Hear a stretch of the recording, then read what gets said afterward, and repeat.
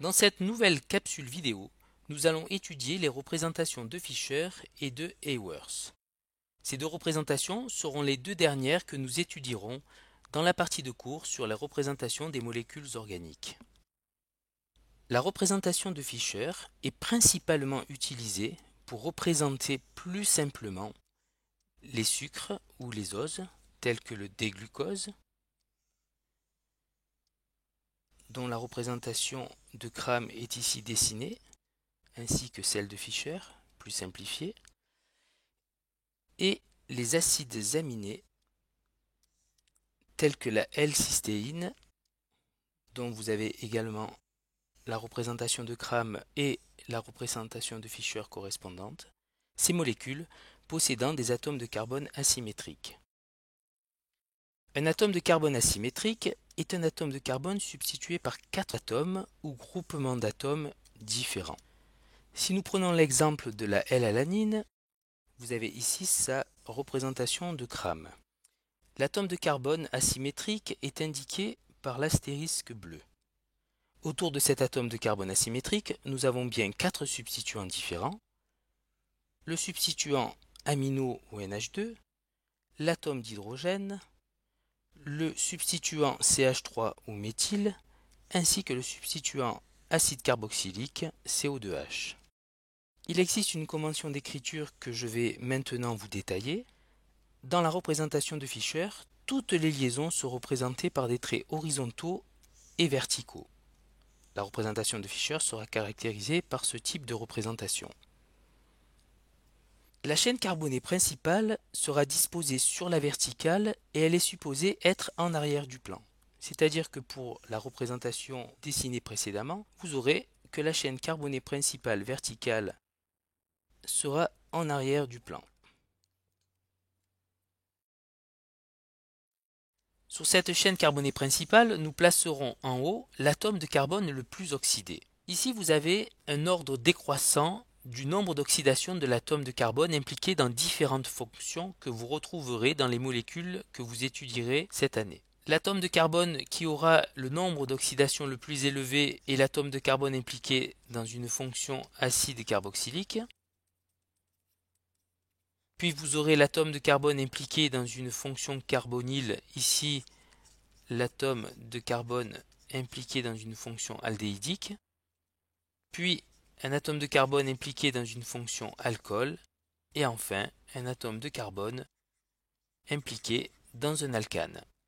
Dans cette représentation de Fischer, les traits horizontaux représentent des liaisons qui seront dirigées vers l'avant du plan de projection. Nous avions précédemment la chaîne carbonée principale verticale qui était en arrière du plan, et nous aurons les liaisons à l'horizontale qui seront dirigées vers l'avant du plan de projection.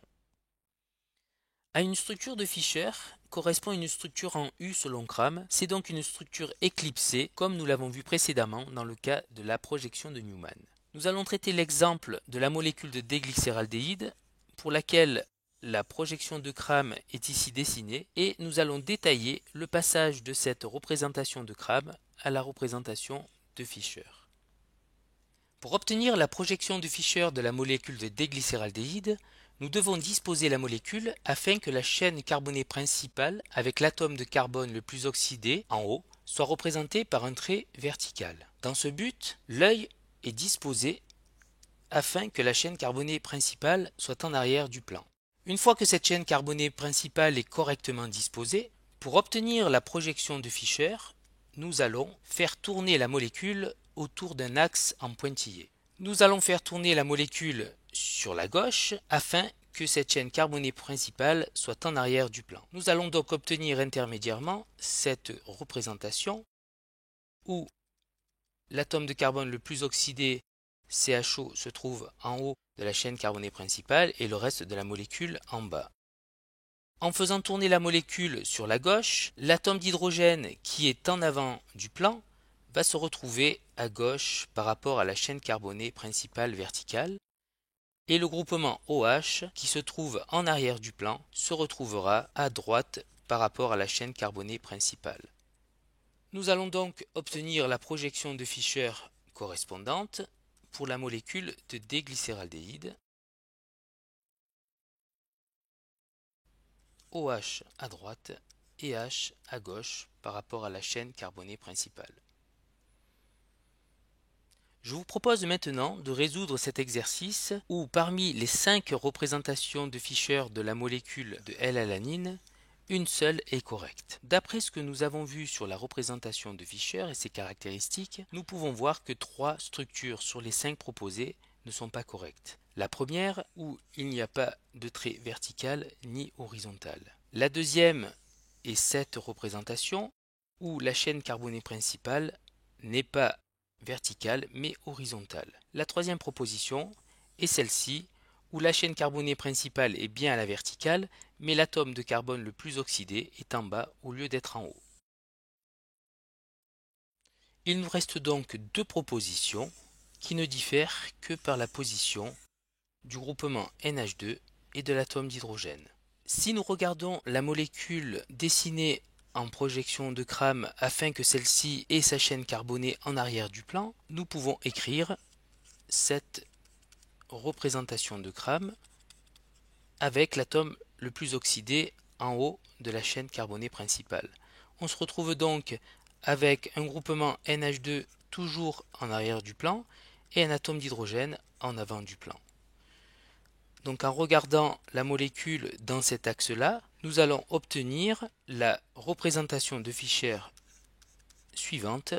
La chaîne carbonée principale avec l'atome de carbone impliqué dans la fonction acide carboxylique, donc en haut, et à l'horizontale, l'atome d'hydrogène qui était en avant du plan en faisant tourner la molécule sur la droite afin d'avoir la chaîne carbonée principale en arrière se retrouvera donc à droite, et le groupement NH2 amino se retrouvera à gauche par rapport à la chaîne carbonée principale. Nous avons donc notre bonne proposition, solution de notre exercice. Nous allons passer maintenant à la représentation de Haworth. Il s'agit d'une représentation spatiale symbolique utilisée principalement pour faire apparaître les oses sous forme cyclique. Les oses existent naturellement sous 2 formes en équilibre, la forme linéaire et la forme cyclique. Par exemple, si nous prenons la molécule de glucose, celle-ci sera naturellement en équilibre entre la forme linéaire pour laquelle nous utiliserons la représentation de Fischer pour pouvoir la dessiner, et la forme cyclique pour laquelle nous utiliserons la représentation de Haworth pour la dessiner correctement. Ici, vous avez le cyclopropane, cycle à 3, le cyclobutane, cycle à 4 atomes de carbone, le cyclopentane, cycle à 5 atomes de carbone, et le cyclohexane, cycle à 6 atomes de carbone. Pour représenter correctement ces 4 cycles en projection de Haworth, nous devons procéder de la façon suivante. Pour le cyclopropane, donc nous avons un cycle à 3, vous avez une partie dans le plan de la feuille et une partie qui sera en avant de la feuille que nous dessinons en gras.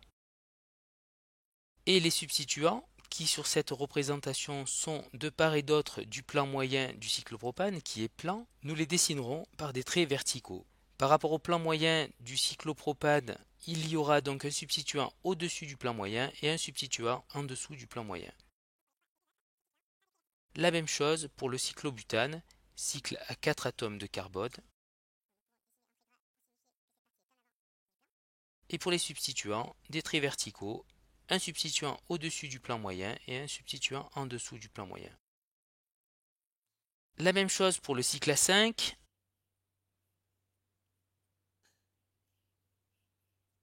Et les substituants par des traits verticaux au-dessus et en dessous du plan moyen de la molécule. Et pour le cycle à 6, le cyclohexane, nous procédons de la même façon que pour les autres cycles avec la partie en avant du plan avec les substituants au-dessus et en dessous du plan moyen représentés par des traits verticaux. Et voici une représentation. Je vous propose maintenant de dessiner les représentations de Haworth des 2 molécules qui vous sont proposées. Pour le premier exemple, il s'agit d'un cycle à 5 atomes dont un atome est un oxygène. Donc nous allons dessiner le cycle à 5 avec l'atome d'oxygène en haut et nous allons donc prendre soin de dessiner en gras afin de montrer qu'une partie de la molécule est en avant du plan. À partir de l'oxygène, le premier atome de carbone que nous rencontrons, vous avez une fonction alcool qui est au-dessus du plan moyen de la molécule, sera représentée par un trait vertical et la fonction alcool, et un atome d'hydrogène qui est à la verticale, en dessous du plan moyen de la molécule, donc un trait vertical en dessous du plan moyen. Puis si nous passons au deuxième atome de carbone, vous avez un atome d'hydrogène qui est au-dessus du plan moyen et la fonction alcool qui est en dessous du plan moyen, donc en dessous du plan moyen ici. Si nous passons à l'atome de carbone suivant, vous avez la fonction alcool au-dessus du plan moyen, l'atome d'hydrogène en dessous du plan moyen. Et pour le dernier atome de carbone, vous avez une fonction hydroxyméthyle, CH2OH, au-dessus du plan moyen et un atome d'hydrogène en dessous du plan moyen.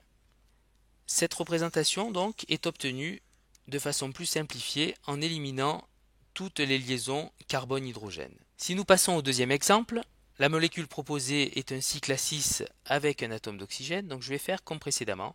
Je vais dessiner donc un cycle à 6 avec un atome d'oxygène.